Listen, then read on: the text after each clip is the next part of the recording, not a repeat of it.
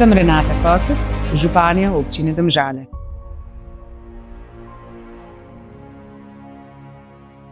Zima je prišla v naše mesto, zato smo mogli električna kolesa D-Bike dati na zimovanje, ostala kolesa navadno ostajajo, tako da vas vabimo, da se tudi v zimskem času popeljete po našem mestu. Dobila sem vprašanje občana, zakaj lahko letno dovolilnico dobi izključno občan oziroma občanka s stalnim prebivališčem. To je določeno v odloku.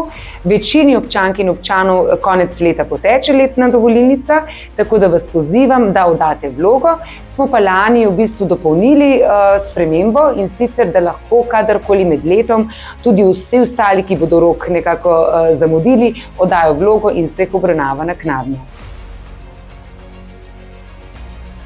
V tem tednu začnemo tudi z Zaživi december in sicer v petek z dobrodelnim koncertom v športni dvorani Domžale s fehterji, v soboto pa vas seveda vse vabimo na prižig lučk v našem mestu in v celotni občini. No, letos smo pa dodali nekaj novega za naše najmlajše, božičkov nabiralnik.